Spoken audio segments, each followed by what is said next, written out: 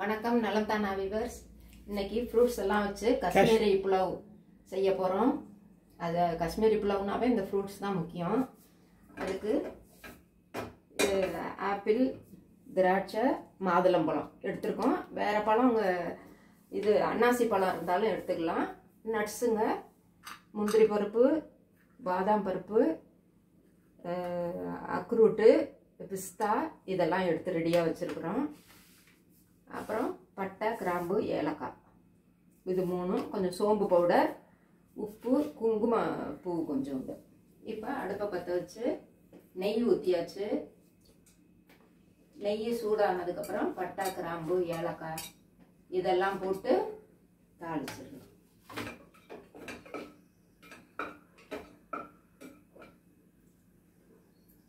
இது கொஞ்சம் பொரிஞ்சதுக்கப்புறம் எல்லா நட்ஸுங்க போடணும். நட்ஸ் போட்டு ஃப்ரை பண்ண விடணும்.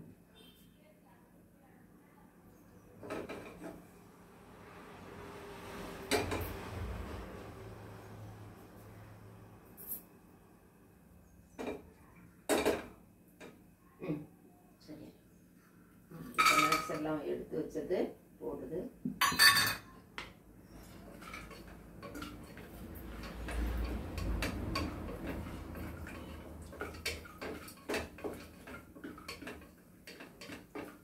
பாதாம் பருப்பை ரெண்டாக கூட நம்ம உடச்சி போட்டுக்கலாம் வேணுமா.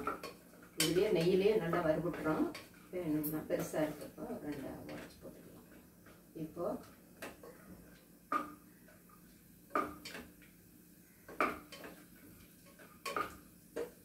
வந்துருச்சு. இந்த திராட்சை பழம்லாம் நல்லா இதாகிடுச்சு. இப்போ பழங்க ஆப்பிள், திராட்சை, மாதுளம்பழம்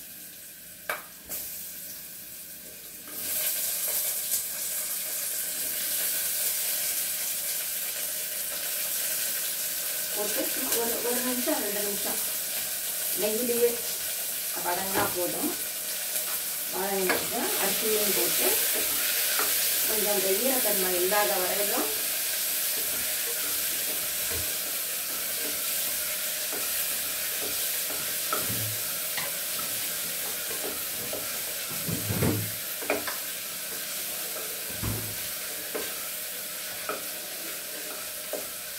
அரிசியும் போட்டு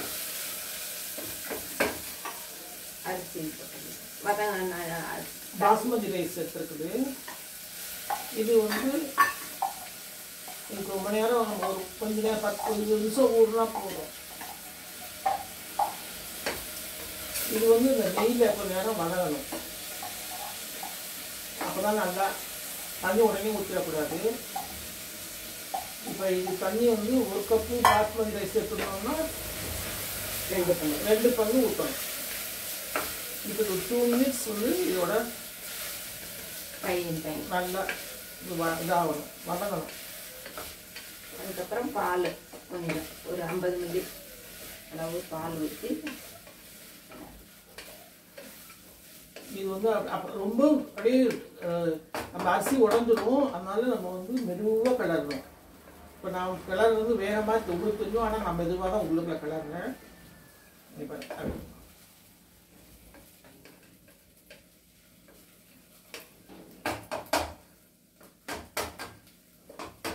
இது நல்லா கொஞ்சம் நெய்யில் அப்படியே வறுபட்டுச்சுன்னா நல்லது.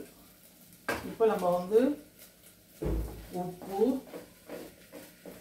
சுக்குப்பொடி, சோம்புத்தூள் இதை போடணும். குங்குமப்பூவும் போட்டுடணும். சாஃப்ரனும் போட்டுடணும்.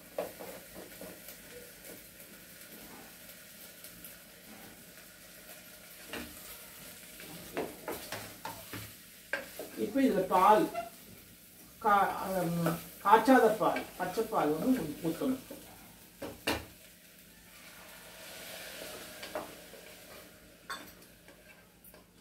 இப்போ தண்ணி இருக்கு. தண்ணி ஒரு நிமிஷம் கழிச்சு நம்ம பச்சை தண்ணி ஊற்றக்கூடாது. பச்சை தண்ணி ஊற்றினா குழம்புரும் சாதம். அதனால நம்ம சுடு தண்ணி ஊற்றணும். தண்ணியை நல்லா கொதிக்க வச்சு சூடாக ஊற்றுனோம்னா நல்லது.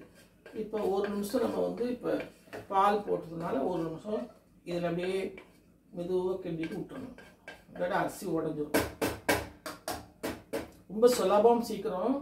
இதுக்கு தொட்டுக்க வந்து நம்ம தயிர் பச்சடி செய்கிறோம். தயிர் பச்சடினா வெறும் பூண்டை வந்து நல்ல நெய்யில் வறுத்துட்டு அதுலேருந்து மிளகாத்தூளும் கொஞ்சோண்டு ஜீரகத்தூளும் போட்டு உப்பு போட்டுட்டு அதை அப்படியே வந்து வடித்து அந்த இதில் தயிரில் போட்டுட்டோம்னா அதுதான் இன்னைக்கு ப்ரூனின்னு சொல்லுவாங்க.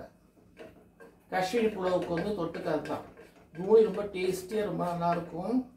அதுவும் செஞ்சு காட்டுறோம் நாங்கள். இப்போ வந்து நம்ம தண்ணி ஊற்றலாம்.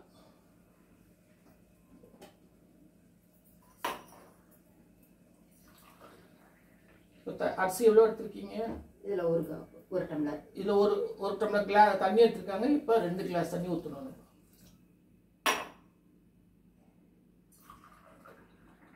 பச்சை தண்ணி ஊற்றக்கூடாது, சுடு தண்ணி தான் ஊற்றணும். இப்போ இது ஒரு கிண்டிக்கிட்டு 1 நிமிஷம் வெயிட் பண்ணணும். இந்த கொதிக்கிற மாதிரி பார்த்துக்கலாம். உப்பு பார்த்துக்கோங்க.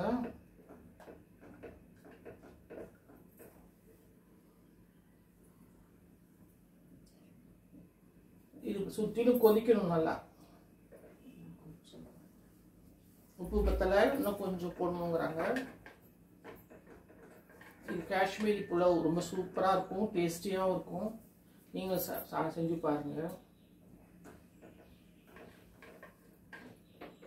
இது உடனே நம்ம சக்கரை கொஞ்சம் போடணும்.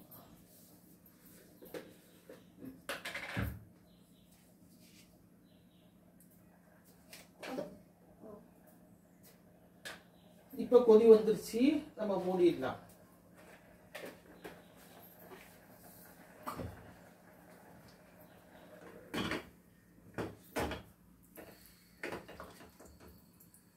ஆவி வந்துருச்சு.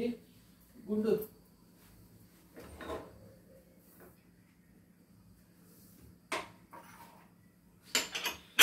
எத்தனை விசில்? ஹையில் வச்சு ஒரு விசில் விட்டுட்டு அப்புறம் சிம்மில் வச்சு ஒரு 2-3 நிமிஷம் கழிச்சு எடுத்துடலாம். இப்போ ப்ரூனி செய்கிறோம். பாருங்க, பூண்டு நறுக்கி வச்சுருக்கோம். நெய் ஊற்றி இருக்குது. இதில் நெய் வந்து உருகினோன்னா இப்போ அந்த பூண்டை போட்டுறோம். பூண்டு வந்து நல்லா சகப்பாக இருக்கணும். இப்போ தயிர் வந்து இப்படி எடுத்து வச்சுருக்குறோம். அதை உப்பு போட்டிருக்குது. இது பேர் ப்ரூனி. இப்போ வந்து கேஸ் வந்து விசில் வந்துருச்சு. இப்போ அப்படியே எடுத்து வச்சுருக்கோம். ரிலீஸ் ஆகிறதுக்காக கொஞ்சம் வெயிட் பண்ணுறோம்.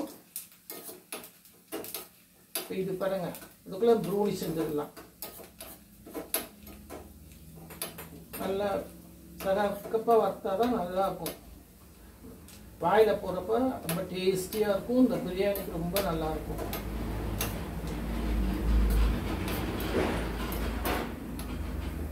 பாருங்க, இப்போதான் சவக்க வறுபடுது.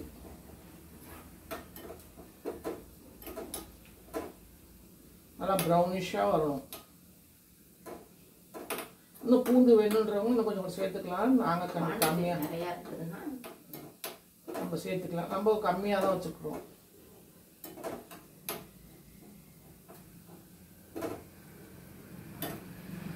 நல்லா பருப்படும் கிறிஸ்பியாக.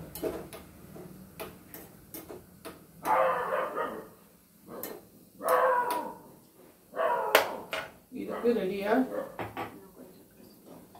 மிளகாத்தூளும் ஜீரகத்தூளும் ரெடி பண்ணிக்கணும். மிளகாத்தூள் போதும்ல? மிளகாத்தூள், ஜீரகத்தூள் போதுங்க. இப்போ ஆஃப் பண்ணிடலாம். இதை வந்து அப்படியே இதில் போட்டுருணும்.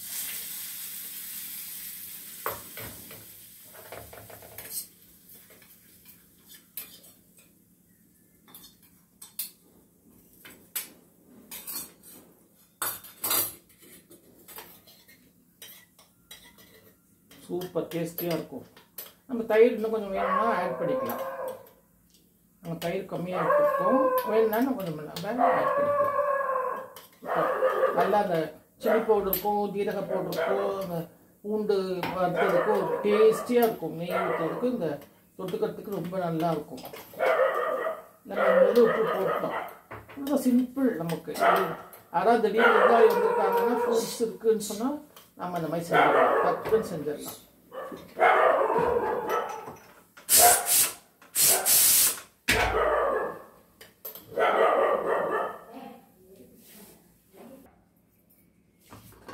இங்கே பாருங்கள், சூப்பராக வந்திருக்கு பாருங்கள். இன்னும் அழகாக இருக்குது பாருங்கள். இதே நம்ம தம் கட்டி கூட தண்ணி ஊற்றிட்டு நம்ம குக்கர் மூடிட்டோம்னா மூடாமல் கொஞ்சம் டைட்டு தட்டை போட்டு மூடிட்டு தோசைக்கல்ல ஹீட் பண்ணி அதில் வச்சுட்டோம். 20 நிமிஷம் வெயிட் பண்ணோம்னா கிடைக்கும் உங்களுக்கு. இப்போ பாருங்கள் என்ன அழகாக வந்துருக்கு பாருங்கள். சூப்பராக வந்துருக்கு பாருங்கள். ஃபஸ்ட் கிளாஸாக வந்துருக்குது. வாசமான காஷ்மீர் புலாவ் பாருங்கள், எவ்வளோ அழகாக இருக்குது பாருங்கள். நீங்களும் செஞ்சு பாருங்கள். நான் சேனலுக்கு சப்ஸ்கிரைப் பண்ணுங்கள். பெல் பட்டனை மறந்துடாமல் அமுக்குங்க. வேறொரு வீடியோவில் உங்களை பார்க்கலாம். Bye.